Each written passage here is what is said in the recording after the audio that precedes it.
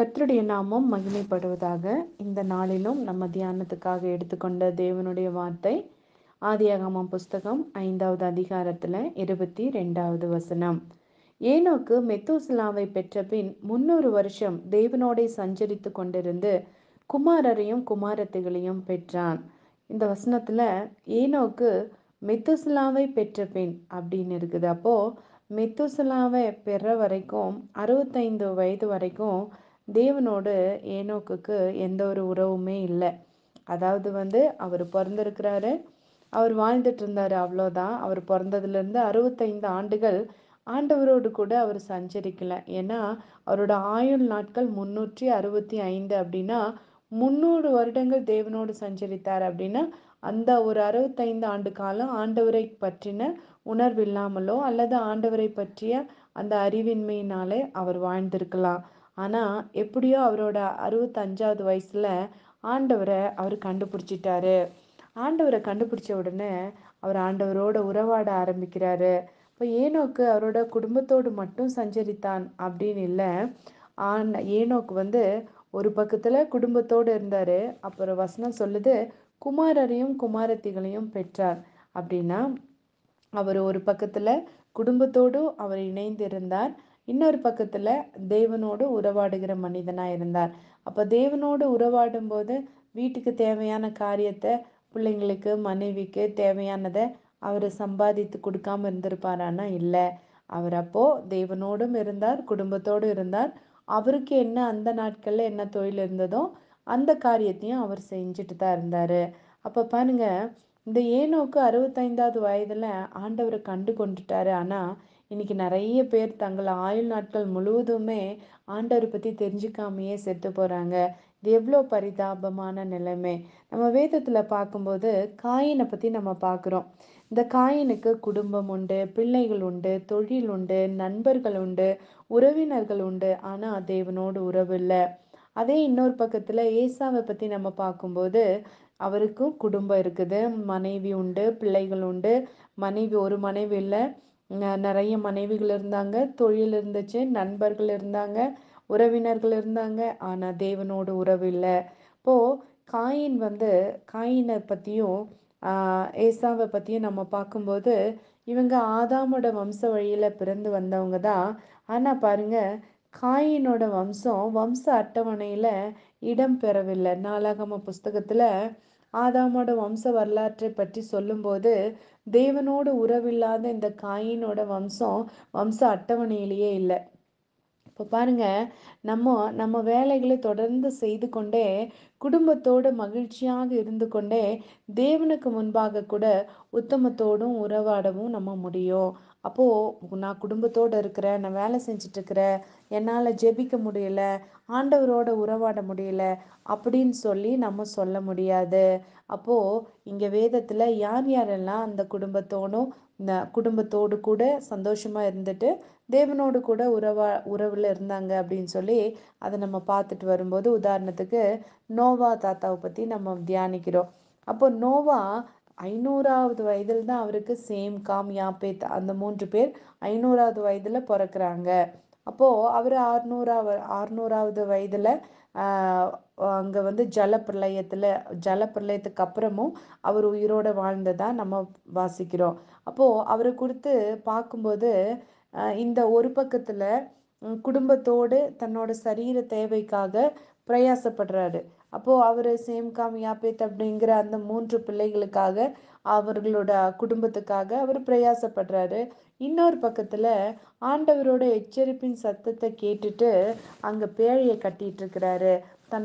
தன்னோட குடும்பத்தை ரட்சிக்கிறதற்காக அவர் பேழையை கட்டுறாரு. அப்ப ஆண்டவருக்கு கீழ்ப்படிந்து நோவா வாழ்ந்து கொண்டிருந்தார். அவரை பத்தி வேதம் சொல்லுது, தன் காலத்திலே வாழ்ந்த மனிதர்களுக்குள்ளே நோவா உத்தமனும் நீதிமானுமாய் இருந்தான் அப்படின்னு சொல்லி வசனம் சொல்லுது. அடுத்ததான் நம்ம ஆபிரகாமை பத்தி பார்க்கலாம். ஒரு பக்கத்துல குடும்பத்தை நேசித்து அந்த குடும்பத்துக்காக பிரயாசப்பட்டாரு. அவர் செல்வ சீமானா இருந்தாரு, ஏராளமான ஆடு மாடுகள் இருந்தது. இப்போ அதை மேய்க்கணும், அவர்களோட வேலைக்காரர்களுக்கு படி அளக்கணும், அவரோட சொத்தை அவர் பராமரிக்கணும். அந்த வேலை அவருக்கு இருந்தது. இன்னொரு பக்கத்துல குடும்பத்தோடு கூட கானான் தேசத்துக்கு போகணும்னு பிரயாசப்பட்டு அந்த கானானுக்கு போய் சேர்றாரு. அப்போ அது அதன் மூலமா ஒரு காரியத்தை அவர் சொல்றாரு. நிரந்தரமான வாழ்க்கை இந்த உலகத்துல இல்ல. ஆபிரகாமை குறித்து எபிரேயர்ல வாசிக்கும் போது, ஆபிரகாம் வந்து தேவனை விசுவாசித்ததுனால ஈசாக்கு யாக்கோபு என்னும் தன் பிள்ளைகளோடு கூட அவர் கூடாரத்துல குடியிருந்தான் அப்படின்னு இருக்குது. ஒரு பக்கத்துல அவர் ஒரு விசுவாச மனிதனாக தேவனுடைய ராஜ்யத்தின் மேல ஆவல் உள்ளவராக, இந்த பூமியின் வாழ்க்கை வந்து நிரந்தரம் கிடையாது அப்படிங்கிற உணர்வுள்ளவரா அவர் வாழ்ந்தாரு. அடுத்த பக்கத்துல ஈசாக்க பத்தி நம்ம பார்க்கும்போது, இந்த ஈசாக்கு பஞ்ச காலத்துல கூட விதை விதைத்து தன் குடும்பத்தை பராமரிக்கிறாரு. 100 மடங்கு பலனை பெற்றுக்கொள்றாரு. அப்போ ஒரு பக்கத்துல குடும்ப தேவைகளை சந்திக்கிற மனிதனா அவர் இருந்தாரு, குடும்பத்தோடு உறவாடுறாரு. அடுத்த பக்கத்துல தேவனோடு கூட உறவாடுகிற மனுஷனா இருந்தாரு. அவர் எப்பவுமே சாயங்கால வேளையில ஆண்டவரை தியானிக்கிறதுக்காக ஒரு இடத்தை தேர்ந்தெடுத்து அந்த இடத்துக்கு போய் ஆண்டவரோடு உறவாடுறாரு. அடுத்ததான் நம்ம யாக்கோபை பத்தி பார்க்க முடியும். யாக்கோபு தன் குடும்பத்துக்காக உழைக்கிறாரு. ஒரு பக்கத்துல அவரு அவரு தன்னுடைய 2 மனைவிகளுக்காகவும் அவரோட குடும்பத்துக்காகவும் தம் மாமனார் கிட்ட கிட்டத்தட்ட 20 வருஷத்துக்கு மேலாக அவர் உழைக்கிறாரு. ஆனா ஒவ்வொரு நாளும் அடுத்த பக்கத்துல தேவனுடைய ரட்சிப்புக்கு நான் காத்திருக்கிறேன் அப்படின்னு சொல்லி ஆண்டவரோட உறவாடுற ஒரு மனுஷனா இருந்தாரு.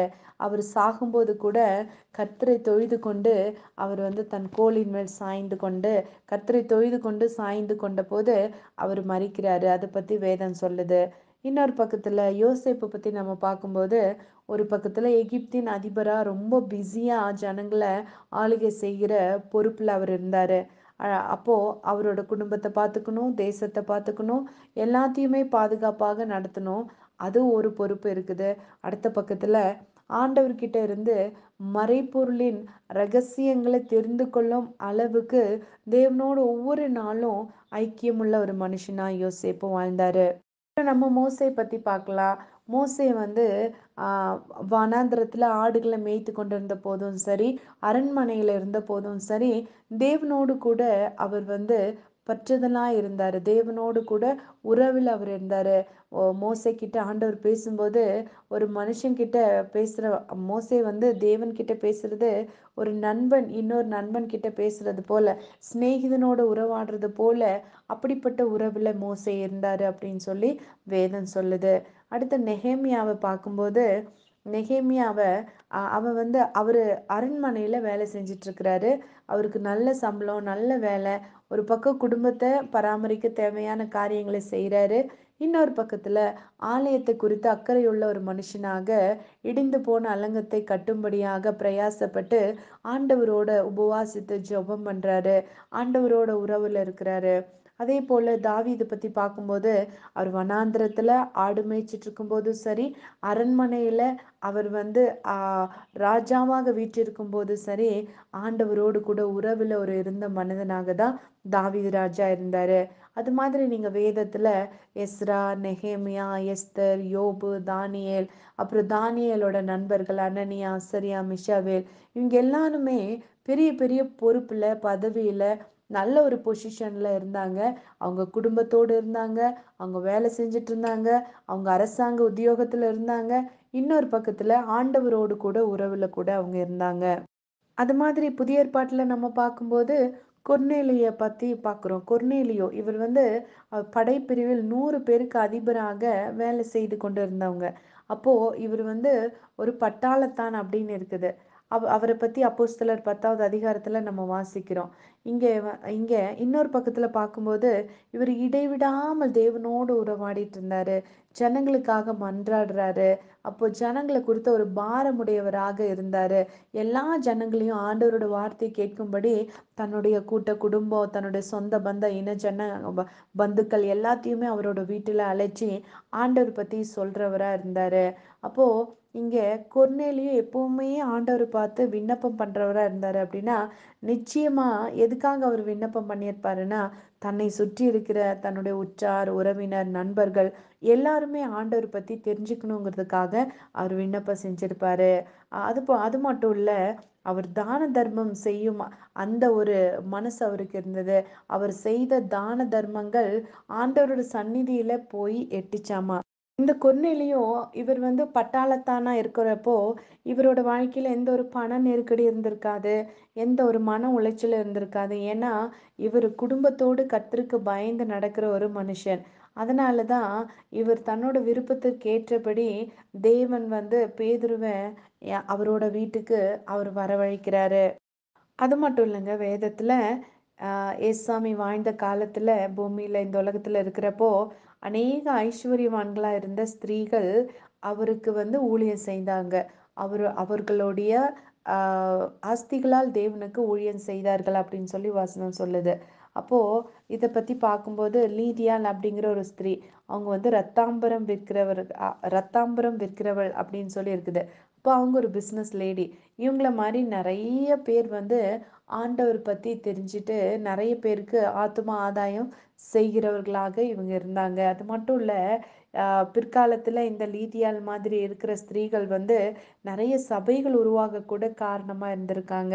அப்போ ஐஸ்வர்யவான்களா இருந்த அநேக ஸ்திரீகள் அவங்க குடும்பத்தையும் அவங்களும் குடும்பத்தோட இருந்தாங்க. அதே நேரத்துல அவங்க வேற பிசினஸ் பண்ணிட்டு இருந்தாங்க. ஆனா இன்னொரு பக்கத்துல ஆண்டவரோடு கூட உறவுல இருந்தாங்க. அப்புறம் நீங்க வேதத்துல ஆக்கிலா, பிரிஸ்கில்லா இவங்களோட ஃபேமிலி பத்தி பார்க்கலாம். அப்போ இவங்க கூட பின்ற தொழிலாளிகளா இருந்தாங்க. ஒரு பக்கத்துல தங்களோட தொழிலை செய்துட்டு, இன்னொரு பக்கத்துல ஆண்டவரோட வார்த்தையை மற்றவங்களுக்கு உபதேசம் பண்ணி கொண்டு தேவனோடு உறவாடுறவங்களா இருந்தாங்க. அதாவது தேவனோடு சஞ்சரித்தாங்க. இவங்க தனிப்பட்ட வாழ்க்கையில நிறைய காரியங்களை ஆண்டவர் பத்தி இவங்க தெரிஞ்சு கொண்டாங்க. அப்போ இவங்க தெரிந்த காரியத்தை பாருங்க, ஒரு ஊழியனுக்கே உபதேசம் பண்ற அளவுக்கு ஆண்டவரோட வார்த்தையில தேறினவங்களா இருந்தாங்க. அப்புறம் தொற்கால் அப்படின்ட்டு ஒரு ஸ்திரீயை பத்தி, தொற்கால் என்னும் பேர் கொண்ட தபீத்தாள், இவங்க யோப்பா பட்டணத்துல இருந்தாங்க.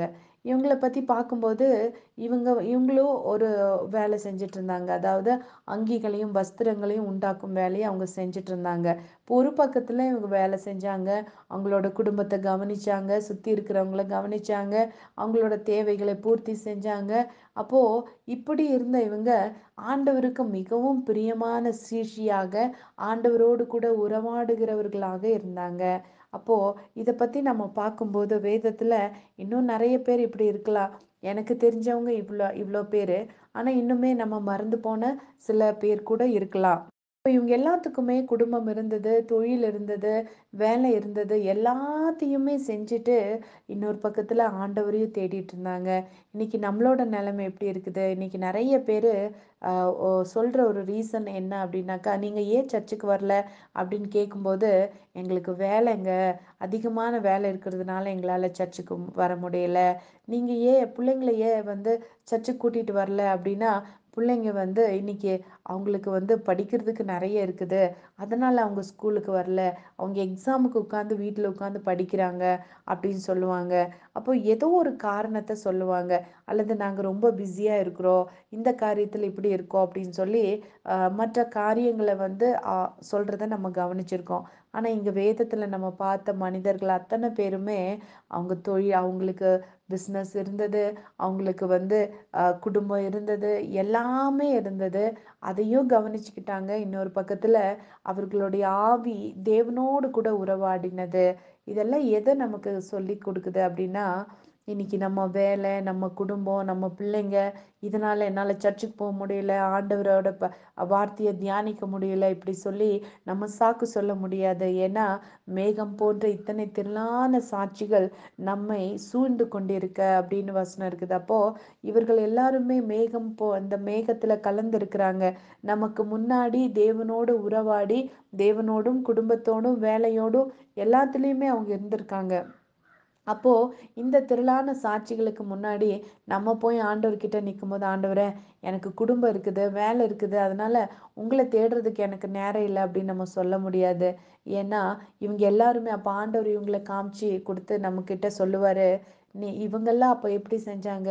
இவங்க வேலையும் செஞ்சுட்டு எப்படி ஆண்டவரோடு உறவாடினாங்க?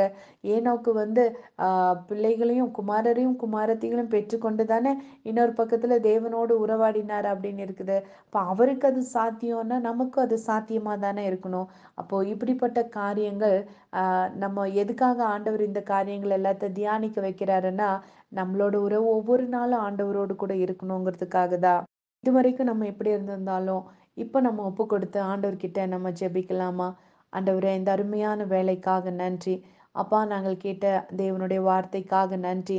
அப்பா, தேவனுடைய தாசர்கள், அநேக ஸ்திரீகள் ஆண்டவரே, ஆண்டவருக்காக ஊழியம் செய்தாங்க. ஒரு பக்கத்துல குடும்பத்தோடும், இன்னொரு பக்கத்துல வேலை செஞ்சிட்டும், இன்னொரு பக்கத்துல ஆண்டவரோடு கூட அவங்க உறவுல இருந்தாங்கப்பா.